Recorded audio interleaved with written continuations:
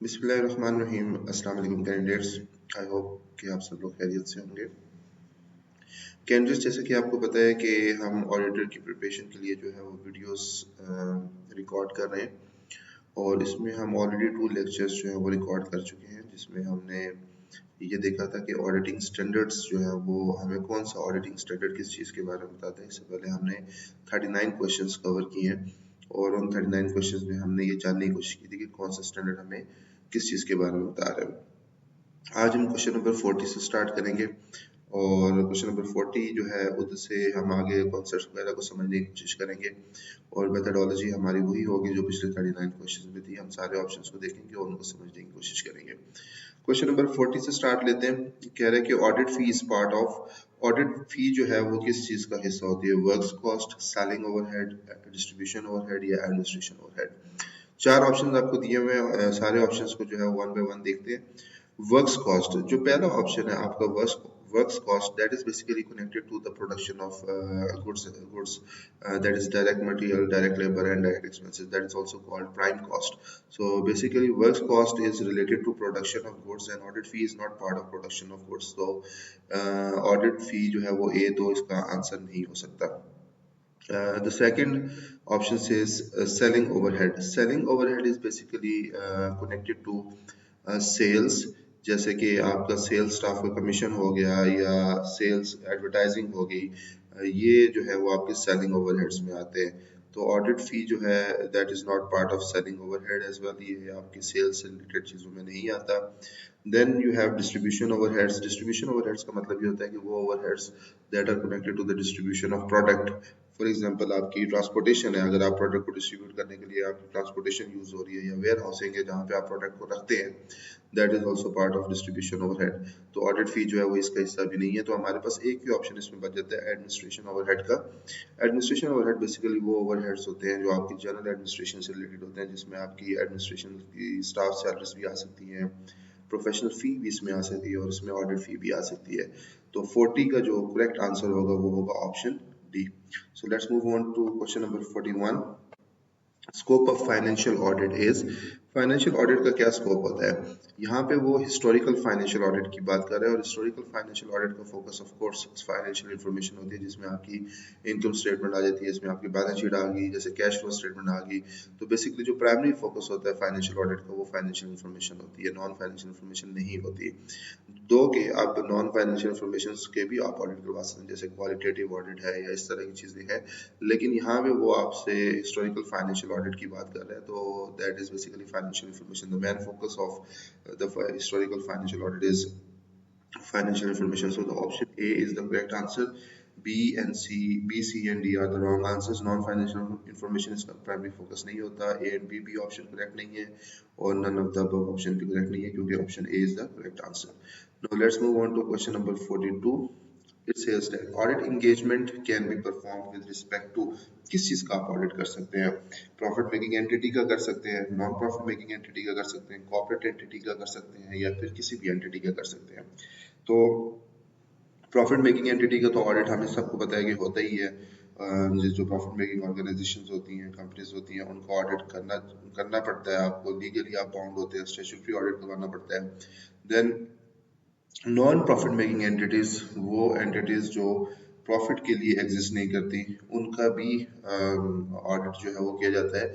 बल्कि उसमें ये देखा जाता है कि आपके जो फंड्स हैं वो सही जगह के ऊपर इस्तेमाल हो रहे हैं नहीं हो रहे हैं। डोनेशंस जो लोगों की तरफ से आ रही है नॉन प्रॉफिट मेकिंग एंटिटीज को, जैसे एनजीओज है या दूसरी ऑर्गेनाइजेशन है, तो उसका भी ऑडिट, जैसे शौकत खानम हमारे सामने एक एग्जांपल है। शौकत खानम जो है वो नॉन प्रॉफिट मेकिंग एंटिटी है, तो उसका जो है वो ऑडिट भी ज़रूरी है, क्योंकि उसमें आपने ये देखना होता है कि वो फंड्स जो है वो आपकी सही जगह के ऊपर इस्तेमाल हो रहे हैं या नहीं इस्तेमाल हो रहे हैं। इस तरह कॉर्पोरेट एंटिटी, सिर्फ इसमें लिखा हुआ है कॉर्पोरेट एंटिटी ओनली, सिर्फ कॉर्पोरेट एंटिटी का ऑडिट नहीं होता, बाकी ऑर्गेनाइजेशंस का भी ऑडिट होता है। तो option D is the right answer है। एनी एंटिटी, किसी भी एंटिटी का आप ऑडिट जो है वो करवा सकते हैं, ऑडिट एंगेजमेंट किसी भी एंटिटी की हो सकती है। So option D is the right answer. Question number 43 says how many standards on auditing have been issued? 32, 34, 36 or 38. So we have already done so many questions on auditing standards, and we know that there are 38 standards which have been issued. तो 38 जो है वो correct answer है, option D जो है वो इसका correct answer है। Next question, question number 44 says pick the odd one, इनमें से जो सबसे डिफरेंट है वो आपने चूज करना है। Checking the vouchers, preparation of vouchers, evaluation of internal control and none of the above. तो इसमें जो सबसे डिफरेंट है वो हमें यहाँ पे ऑप्शन बी नजर आ रहा है, प्रिपरेशन ऑफ वाउचर्स। बाकी दो चीज़ें जो है वो चेकिंग द वाउचर्स और evaluation of internal control, that is part of audit, वो ऑडिट का हिस्सा है। जबकि ऑडिट जो वाउचर्स की प्रिपरेशन है वो ऑडिटर की जिम्मेदारी नहीं होती। तो ऑप्शन बी जो है वो यहाँ पे करेक्ट आंसर है। क्वेश्चन नंबर 45 के ऊपर चलते हैं। Which of these are types of audit report, इसमें से कौन सी जो है वो ऑडिट रिपोर्ट्स हैं। अब इसमें आपको उसने डिफरेंट ऑप्शंस दिए हुए, unqualified opinion, qualified opinion, adverse opinion, disclaimer of opinion. इन सारों के बारे में आपको पता होना चाहिए। और एक ऑल ऑफ द अबव का नीचे मैंने ऑप्शन जो है इसमें ऐड किया हुआ है। ऑल ऑफ द अबव का ऑप्शन इसलिए ऐड किया है कि मैं चाहता हूँ कि आपको इन चारों ओपिनियंस के बारे में जो है वो पता हो, और आपको पता होना चाहिए कि चारों ओपिनियंस कब दिए जाते हैं। अनक्वालिफाइड ऑडिट रिपोर्ट या अनक्वालिफाइड ओपिनियन जो है वो कब दिया जाता है। अनक्वालिफाइड ओपिनियन का मतलब है ये आपकी ऑडिट जो फाइनेंशियल स्टेटमेंट्स हैं they are free from material misstatements, यानी कि उसमें किसी किस्म की मटेरियल मिसस्टेटमेंट्स नहीं है, and they are prepared in accordance with international accounting standards and international financial reporting standards. तो जब ऑडिटर आपको अनक्वालिफाइड ओपिनियन देता है तो वो आपको एक क्लीन रिपोर्ट देता है कि भाई इस इन फाइनेंशियल स्टेटमेंट में किसी किस्म का कोई मसला हमें नजर नहीं आया, और ये फ्री फ्रॉम मटेरियल मिसस्टेटमेंट्स हैं, और they are prepared according to international accounting and financial reporting standards. तो ये अनक्वालिफाइड ओपिनियन आ गया। क्वालिफाइड ओपिनियन वो होता है जिसमें ऑडिटर को किसी स्पेसिफिक इशू, किसी स्पेसिफिक चीज में या किसी स्पेसिफिक इशू से रिलेटेड उसके जो है वो उसके तहफ़्फ़ुज़ात होते हैं, लेकिन overall he is satisfied with the preparation of financial statements, या he is satisfied with the financial statements. तो उसमें जो क्वालिफाइड ओपिनियन है उसमें एक्सेप्ट फॉर स्पेसिफिक इशू, यानी कुछ इश्यूज को छोड़ के, other than that the financial statements, auditor की ये नॉर्मल रिपोर्ट होती है कि other than that the financial statements are fairly presented and they are prepared in accordance with international accounting and financial reporting standards. तो unqualified opinion और qualified opinion में ये फर्क है कि अनक्वालिफाइड ओपिनियन में तो उसने आपको क्लियर रिपोर्ट दे दी, और क्वालिफाइड ओपिनियन में उसने कहा कि कुछ स्पेसिफिक इश्यूज या कोई एक पर्टिकुलर इशू को छोड़ के बाकी आपकी जो फाइनेंशियल स्टेटमेंट्स हैं they are prepared according to international accounting and financial reporting standard and they are fairly presented. The third option is adverse opinion. This is the most आप कह सकते हैं कि वर्स्ट ओपिनियन, जिसमें ऑडिटर जो है वो कहता है कि आपकी जो फाइनेंशियल स्टेटमेंट है उसमें सीरियस मटेरियल मिस स्टेटमेंट्स हैं और वो मटेरियली मिसस्टेटेड है, तो and they are not prepared in accordance with international accounting and financial reporting standards. तो ऑप्शन सी जो है एडवर्स ओपिनियन उस सूरत में ऑडिटर देता है जब वो समझता है कि फाइनेंशियल स्टेटमेंट्स जो है वो ठीक तरीके से प्रिपेयर नहीं की गई, या उसमें जो है वो they are not according to international accounting and financial reporting standards. D, disclaimer of opinion auditor तब आपका देता है जब ऑडिटर को इनफ एविडेंस नहीं मिलता कि वो अपना ओपिनियन जो है वो फॉर्म कर सके, वो अपना ओपिनियन बना सके। यानी कि अगर आप उसको इनफ इंफॉर्मेशन प्रोवाइड नहीं करते, डॉक्यूमेंटेशन या एविडेंस प्रोवाइड नहीं करते जिसकी वजह से वो अपना ओपिनियन फॉर्म नहीं कर पाता, तो that is basically disclaimer of opinion. तो ये चारों चीज़ें जो हैं, ये चारों रिपोर्ट्स जो है वो इशू की जा सकती हैं, ये चारों जो है वो टाइप्स ऑफ ऑडिट रिपोर्ट ही है। ये ओपिनियन चारों जो है वो ऑडिट मतलब चार किस्म की ऑडिट रिपोर्ट्स में दिया जाता है। तो इसमें जो करेक्ट आंसर है वो ऑल ऑफ द अबव है, यानी कि सारी ऑडिट रिपोर्ट्स हैं। नॉर्मली चार ऑप्शंस होते हैं, तो यहाँ पे मैंने चारों ऑप्शंस को इसलिए ऐड किया कि ताकि आपको चारों ओपिनियंस के बारे में पता हो, और ये चारों जो है वो ऑडिट रिपोर्ट्स जो है वो टाइप्स ऑफ ऑडिट रिपोर्ट्स हो सकती हैं। क्वेश्चन नंबर 46 की तरफ चलते हैं। You have been proposed as auditor of a company. What is the first step that you should take? अगर आपको किसी कंपनी की तरफ से ऑडिट की जो ऑफर है वो आई है, तो आपको पहला स्टेप जो है वो क्या परफॉर्म करना चाहिए। तो ये ध्यान में रखिएगा कि सबसे पहला काम जो ऑडिटर का होता है और वो नॉर्मली करता है, जब भी आप किसी जगह पे नई जगह पे भी जाते हैं, तो एज अ मैनेजर अगर सपोज किसी जगह पे आप जाते हैं, तो आप सबसे पहले आपकी कोशिश होती है कि जो पिछला मैनेजर है उससे राब्ता कायम किया जाए और उससे पूछा जाए कि क्या सिचुएशन है, वो आपको एक बेहतर इंसाइट जो है वो प्रोवाइड कर सकता है। इसी तरह जो ऑडिटर्स हैं वो भी सबसे पहले जो है वो कम्युनिकेट करना चाहते हैं एग्जिस्टिंग ऑडिटर से, लेकिन वो एग्जिस्टिंग ऑडिटर से कम्युनिकेट करते हैं with the permission of client की परमिशन लेके वो कम्युनिकेट करते हैं एग्जिस्टिंग ऑडिटर से। तो इससे उनको फ़ायदा क्या होता है, वो बेहतर तरीके से जो अंडरलाइंग इश्यूज होते हैं, जो इन्फॉर्मेशन उनको या चाहिए होती है, या वो ये कह लें कि वो उनको ये ऑडिट एक्सेप्ट करना चाहिए या नहीं करना चाहिए, उसके बारे में उनको डिसीजन करने में, और वैसे भी उनकी प्रोफेशनल एथिक्स की रिक्वायरमेंट है कि जो पिछला ऑडिटर है उससे जो है वो कम्युनिकेट किया जाए। अगर क्लाइंट आपको परमिशन नहीं देता तो उस सूरत में नॉर्मली ऑडिट जो है उसको डिक्लाइन कर दिया जाता है, क्योंकि इसका मतलब है कि कुछ ऐसा है जिसकी वजह से ऑडिटर क्लाइंट जो है वो आपको परमिशन नहीं दे रहा। तो सबसे पहले ये होना चाहिए कि आपको क्लाइंट की परमिशन लेके एग्जिस्टिंग ऑडिटर से कम्युनिकेट करना चाहिए। Second, obtain the existing auditors working papers। ये जो एग्जिस्टिंग ऑडिटर की जो वर्किंग पेपर्स होते हैं इनसे आपको फायदा हो सकता है, लेकिन this is not the first thing which you do. And then obtain a copy of the company's most recent board minutes, ये भी आप हासिल कर सकते हैं, लेकिन ये पहली चीज़ नहीं है। इसी तरह obtain a copy of the existing auditors letter of engagement, ये वो सारी चीज़ें हैं जो आप, this is not the first step. First step ये होता है कि आप बेसिकली क्लाइंट की परमिशन लेते हैं ताकि आप कम्युनिकेट कर सकें एग्जिस्टिंग ऑडिटर से। तो option A is the right answer. Question number 47 says which of the following are fundamental principles for professional auditors। इनमें से कौन से जो है वो आपके फंडामेंटल प्रिंसिपल्स हैं जो प्रोफेशनल ऑडिटर्स या अकाउंटेंट्स को जो है वो फॉलो करने चाहिए। तो आप बेसिकली ध्यान में रखिएगा कि 5 जो है वो फंडामेंटल प्रिंसिपल्स हैं: integrity, objectivity, professional competence and due care, confidentiality and professional behaviour. ये 5 बेसिकली फंडामेंटल प्रिंसिपल्स हैं जो फॉलो करने चाहिए प्रोफेशनल ऑडिटर्स को। अब यहाँ पे जो आपको ऑप्शन दिए हुए हैं उसमें कॉम्पिटेंस है, कंप्लायंस है, इंटेग्रिटी है और ऑब्जेक्टिविटी है। तो मैंने जैसे आपको बताया कि integrity is one of the fundamental principle. Integrity का मतलब होता है to be straight forward and honest, ये आपकी बेसिकली इंटेग्रिटी होती है। Objectivity is also another fundamental principle. Objectivity means not to make compromised decisions, यानी कॉम्प्रोमाइज्ड प्रोफेशनल जजमेंट्स आपकी नहीं होनी चाहिए, बाइस्ड जजमेंट नहीं होनी चाहिए, इन्फ्लुएंस्ड जजमेंट नहीं होनी चाहिए, इसको बेसिकली ऑब्जेक्टिविटी कहते हैं। Professional competence and due care का मतलब है कि आपको वो सारी क्वालिफिकेशन, नॉलेज और स्किल्स अटेंड करनी है जो ऑडिट के लिए ज़रूरी हैं या आपके प्रोफेशन के लिए ज़रूरी हैं। तो यहाँ पे कॉम्पिटेंस भी है, इंटेग्रिटी भी है, ऑब्जेक्टिविटी है। कंप्लायंस के नाम का कोई जो है वो फंडामेंटल प्रिंसिपल नहीं है, तो इसमें जो है option 1, 3 and 4, so basically option B is the right answer. अच्छा, दूसरा जो 5 प्रिंसिपल्स है उसमें मैंने आपको इंटेग्रिटी का बताया कि to be straight forward and honest. Objectivity का ये है कि not to make compromised judgements, professional judgements, और you don't have to make biased और इन्फ्लुएंस्ड जजमेंट्स। प्रोफेशनल कॉम्पिटेंस का मतलब ये है कि you have to attain and maintain professional knowledge and skills. Confidentiality means that to respect the confidentiality of clients information, यानी कि आपके क्लाइंट की जो इंफॉर्मेशन है उसका ख्याल रखना है, उसको डिस्क्लोज नहीं करना किसी के सामने विदाउट एनी लीगल रिक्वायरमेंट।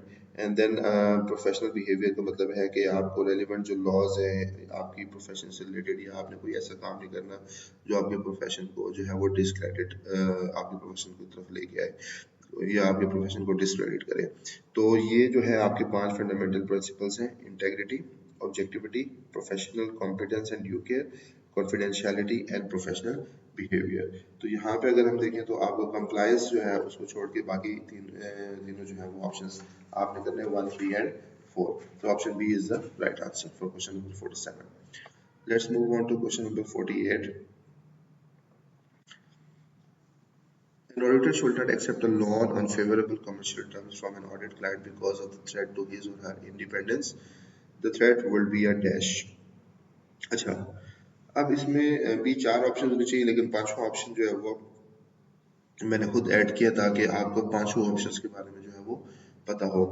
आपके पास जो 5 थ्रेट्स होती हैं ऑडिटर्स को, उसमें जो है वो आपके पास सेल्फ इंटरेस्ट थ्रेट है, सेल्फ रिव्यू थ्रेट है, एडवोकेसी थ्रेट है, फेमिलियरिटी थ्रेट है और इंटिमिडेशन थ्रेट है।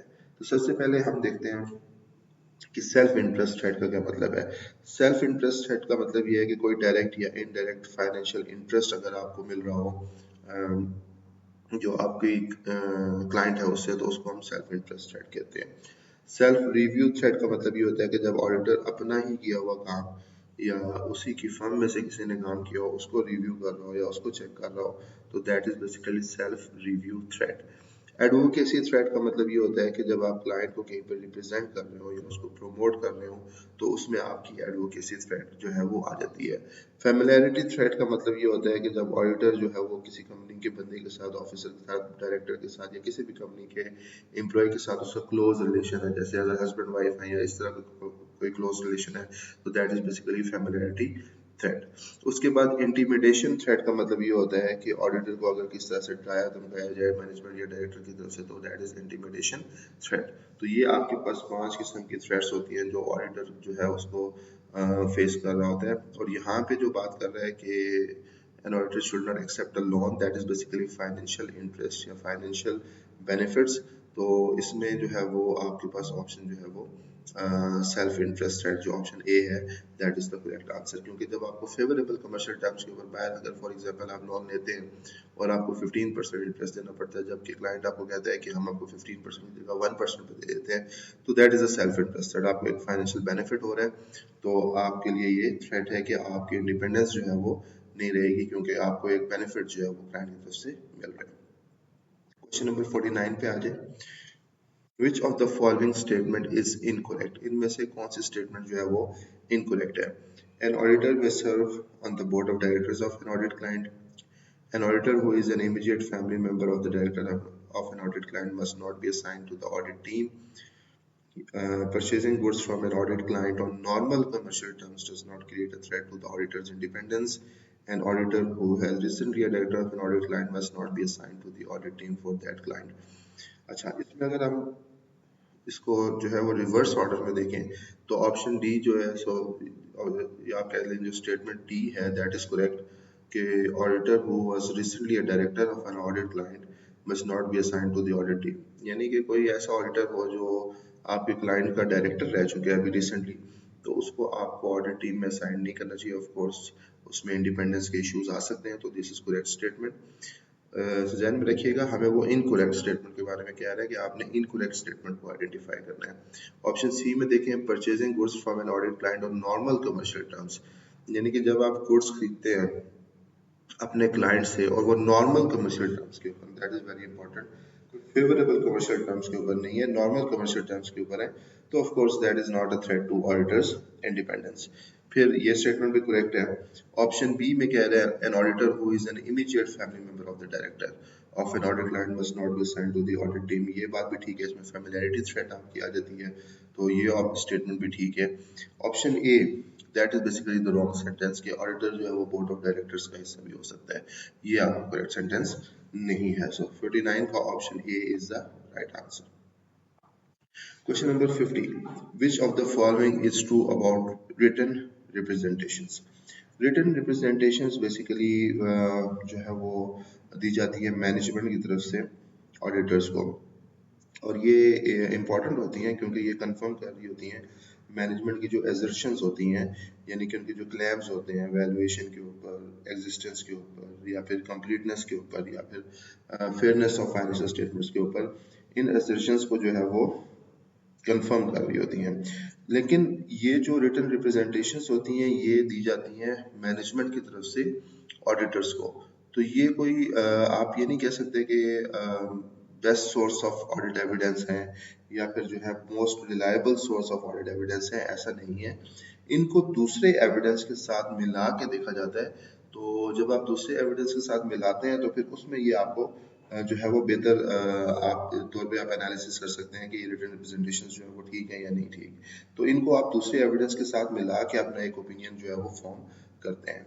तो यहाँ पे जो ऑप्शन उसने दिए हुए हैं, they are the best source of audit evidence, that is not the correct answer। written representations जो है वो मैनेजमेंट की तरफ से दी जाती हैं ऑडिटर को, तो of course they are not the best source of audit evidence, so this is not the correct sentence। then they should be used only when there is a lack of other substantive audit evidence. ये ठीक नहीं है, उसकी वजह ये है कि सिर्फ उसी वक्त नहीं यूज होती। अगर आपके पास ऑडिट एविडेंस होता है तो उस ऑडिट एविडेंस के साथ आप इसको इस्तेमाल करते हैं। ऐसा नहीं है कि ऑडिट एविडेंस नहीं होगा तो उसी सूरत में इसको इस्तेमाल करेंगे। सी जो है, they should be used only when there is other substantive audit evidence to complement it. That is the most relevant sentence कि भाई इसको आप दूसरे ऑडिट एविडेंस के साथ जो है वो इसको इस्तेमाल करते हैं जो इसको कॉम्प्लीमेंट कर सके और जो इसको सपोर्ट कर सके। And D, shareholder receive a copy of all material written representation, that is not the correct statement as well. So option C is the right answer over here. 50 का जो answer है वो सी है। Next, अच्छा इसमें जैसे अब ये क्वेश्चन किया 50th क्वेश्चन जो हमने किया है, इसमें आपको रिटन रिप्रेजेंटेशंस के बारे में पता होना चाहिए कि रिटन रिप्रेजेंटेशंस कौन देता है और किसको देते हैं, तो फिर उसको आप बेहतर तरीके से जो है वो फिर समझ सकेंगे और क्वेश्चन को आंसर कर सकेंगे। क्वेश्चन नंबर 51 पे चलते हैं। Which of the following would you not use a benchmark for comparison when undertaking analytical procedures? Analytical procedures basically क्या होते हैं? Basically analytical procedure वो procedures होते हैं, they basically consist of evaluation. They evaluate financial statement through analysis of plausible relationships, यानी कि वो data के दरमियान relationships को बना के जो है वो फाइनेंशियल स्टेटमेंट्स को इवेलुएट करते हैं, वो एनालिटिकल प्रोसीजर्स होते हैं। तो वो दो किस्म के डाटा को कंपेयर करते हैं और उसमें ट्रेंड्स या उसका एनालिसिस करके जो है वो अपना एक ओपिनियन जो है वो फॉर्म किया जाता है। तो एनालिटिकल प्रोसीजर में यहाँ पे वो कह रहा है कि आपको कंपैरिजन के लिए इनमें से कौन सी चीज जो है वो इस्तेमाल नहीं करनी चाहिए, यानी किसके साथ आपको कंपैरिजन नहीं करना चाहिए।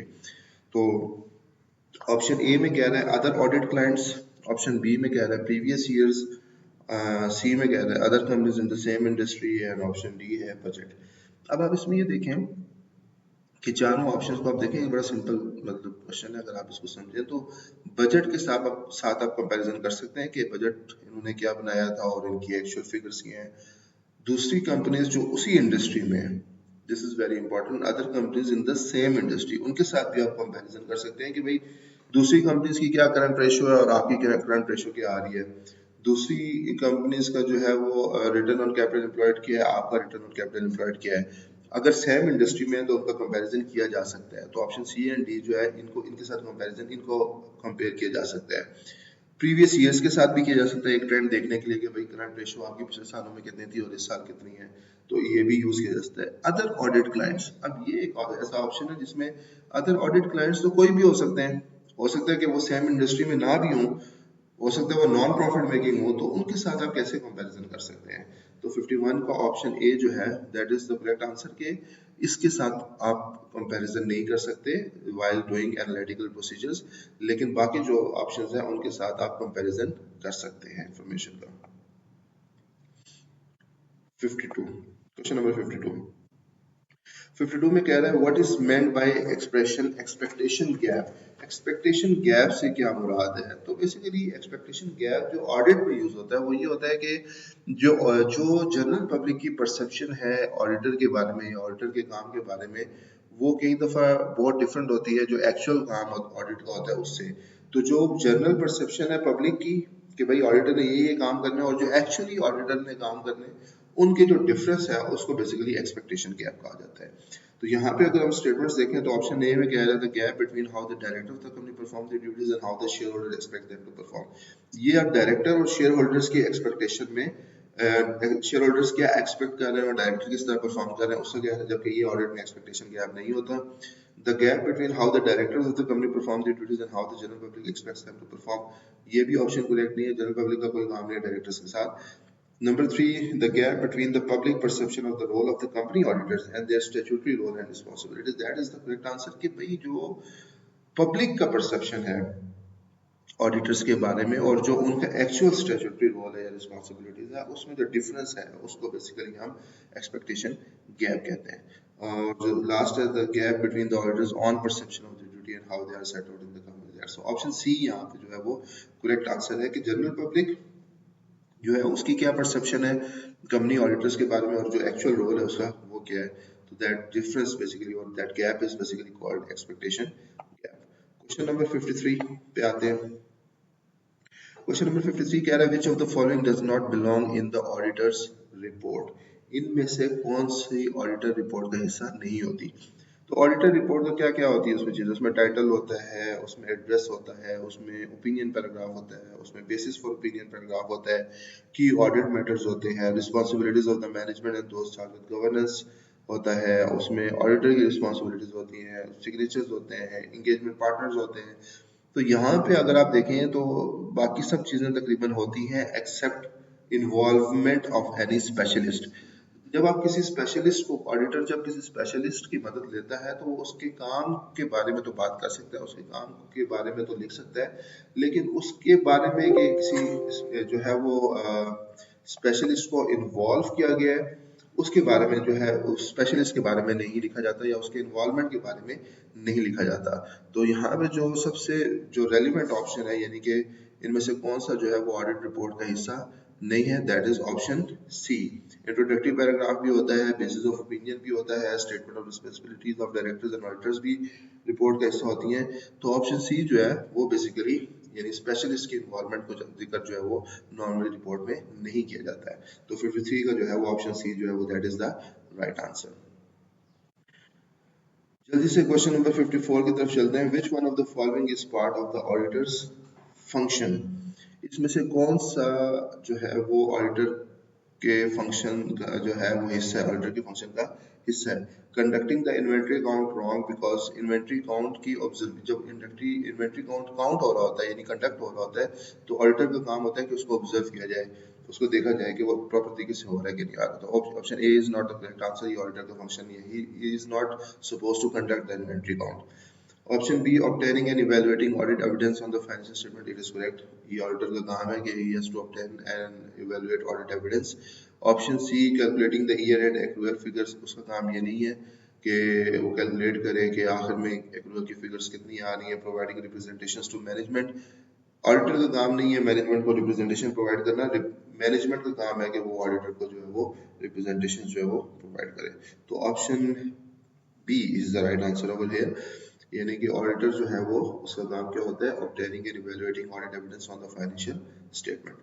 लास्ट क्वेश्चन करते हैं जल्दी से, क्वेश्चन नंबर 55, बाकी फिर नेक्स्ट लेक्चर में देखेंगे। What sort of assurance is provided in a review engagement. एक आपकी ऑडिट एंगेजमेंट है, एक आपकी रिव्यू एंगेजमेंट है। ऑडिट एंगेजमेंट जो है उसका कॉन्सेप्ट जरा ब्रॉड होता है, उसमें जो है वो आप डिटेल टेस्टिंग करते हैं, एक्सटेंसिव प्रोसीजर्स परफॉर्म करते हैं, जो है वो अपना ओपिनियन फॉर्म करने के लिए, एविडेंस गैदर करने के लिए इनकम स्टेटमेंट, फाइनेंशियल स्टेटमेंट के बारे में, और उसमें जो है वो आप रीजनेबल एश्योरेंस प्रोवाइड करते हैं जिसको आप पॉजिटिव एश्योरेंस भी कहते हैं।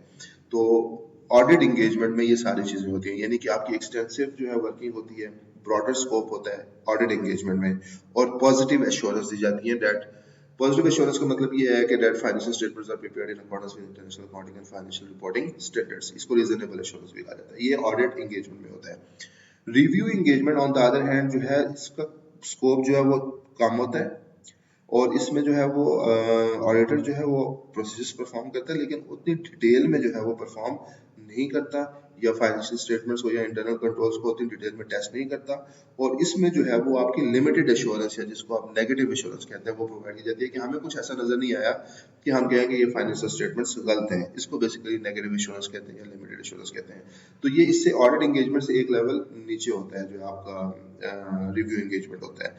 तो रिव्यू एंगेजमेंट में आपको जो है वो पॉजिटिव एश्योरेंस नहीं दी जाती, आपको नेगेटिव एश्योरेंस दी जाती है।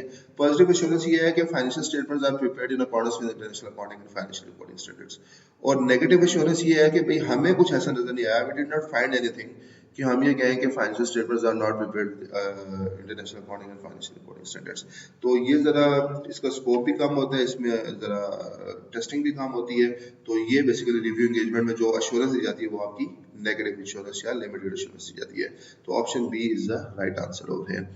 30 मिनट्स का लेक्चर हमारा हो गया, 55 क्वेश्चंस कवर हो गए हैं। अब नेक्स्ट लेक्चर में हम कोशिश करेंगे कि 75 तक इसको कवर करें, और फिर उसके बाद हम एक और लेक्चर रिकॉर्ड करके 100 क्वेश्चन इसके पूरे करेंगे, और फिर हम इंशाल्लाह जो है वो 100 क्वेश्चन इसी तरह अकाउंटिंग के करेंगे, and then we will follow on the same plan which we started from the beginning. उसी तरह हम भी सारा कुछ करेंगे और फेज वाइज इंशाल्लाह इसकी प्रिपरेशन करेंगे। तो इंशाल्लाह नेक्स्ट लेक्चर में मिलते हैं। Thank you so much, Allah Hafiz.